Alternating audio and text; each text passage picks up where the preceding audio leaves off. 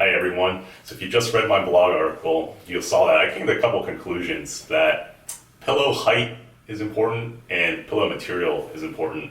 But what I wanted to do is show you a particular trick of mine that I have found to be really helpful because I used to wake up with terrible neck pain when I was in IT, and just all this experimenting has kind of led me to this simple solution. It doesn't cost any money.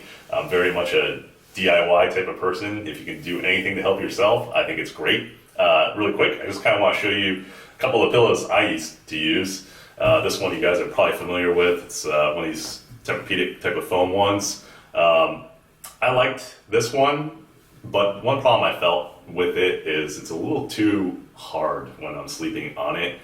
Just a little bit. It bothers me enough where I don't like it. And also I didn't like how this profile is a little bit broad, and I'm someone who tends to like to sleep on my side. I think, if you're sleeping on your back, this might be a great one for you. But I kind of spend about half my time on my back and on my side. And, for me, I think this didn't work quite as well. So this is another pillow that I also used. It's a standard foam pillow, but it has a gel topper to help dissipate the heat. I like this one. It's really comfortable. But one of my problems I had with this was over time, with just kind of the pressure of my head and kind of just heat from sweating at night, this starts to kind of lose its firmness. And so one of the things in the article that I wrote was, the authors have found that pillow heights around 10 centimeters to 14 centimeters tend to be ideal for people. But I think there's one thing they don't talk about, and I think it's, over time, how well do these pillows hold this width, essentially. This is my very imprecise ruler here, but this is about a little over 10 centimeters, and you can see that this pillow is just about that. But I think the problem is, over time, as you use it more, it starts to deform more, and so it just doesn't hold that as well.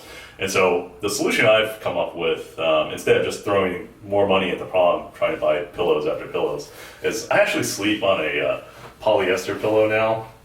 And here it is right now.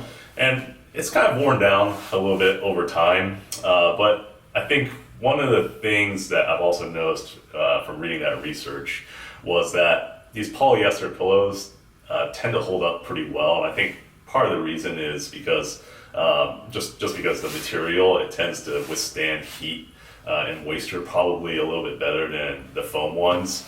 And so this kind of suffers the same problem as the other pillows I was using. Over time, it'll start to get a little bit flat. But the trick I use, and the trick that I give to a lot of my patients, is I actually just tell them to take an old folded up bath towel like this, and then what I do is I put this pillow right on top when I sleep.